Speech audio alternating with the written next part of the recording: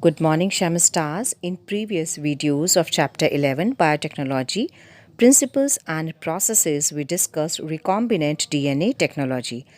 In this presentation, we will be discussing about bioreactors and downstream processing. Virus cultures require host cells in which to multiply. For bacteriophages, cultures are grown by infecting bacterial cells. To enter a host cell, bacteriophages attach to specific receptors on the surface of bacteria, including lipopolysaccharides, acids, proteins, or even flagella. The cell containing the foreign gene is cultured on an appropriate medium at optimal conditions. The DNA gets multiplied. Extraction of desired gene product is carried out in different steps. A protein encoding gene expressed in the heterologous host is called recombinant protein.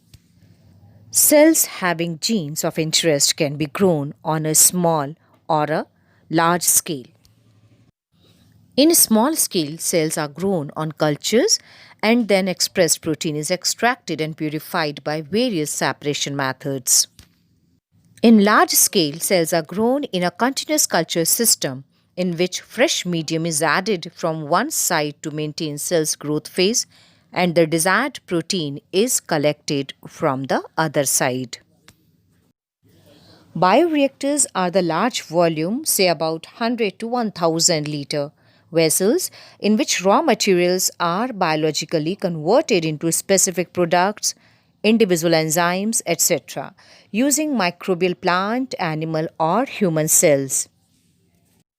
It provides the optimal conditions for achieving the desired product by providing optimal growth conditions like temperature, pH, substrate, salt, vitamins, and oxygen. The most commonly used bioreactors are shown in the slide. First one is simple stirred tank bioreactor. It is usually cylindrical or with a curved base to facilitate the mixing of the reactor contents. The stirred facilitates mixing and oxygen availability throughout the bioreactor. The second one is sparged stirred tank bioreactor. Sterile air bubbles are sparged to increase the surface area for oxygen transfer, which is shown in the second diagram of the same slide.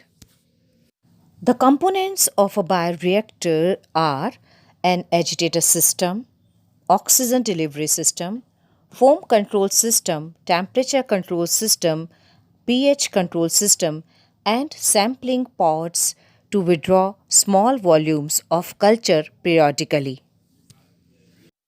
Downstream processing refers to the recovery and the purification of biosynthetic products, particularly pharmaceuticals from natural sources such as animal or plant tissue or fermentation broth. So these include separation of desired product, purification of products formulated with the preservatives. Finally, these products undergo strict quality control testing before being marketed as a finished products. So children, this is all about chapter 11, biotechnology, principles and processes. I hope you must have understood. This is the last video of this chapter 11. Thank you, Shem Stars. That's all for today. You can drop your queries on Google Classroom. Take care.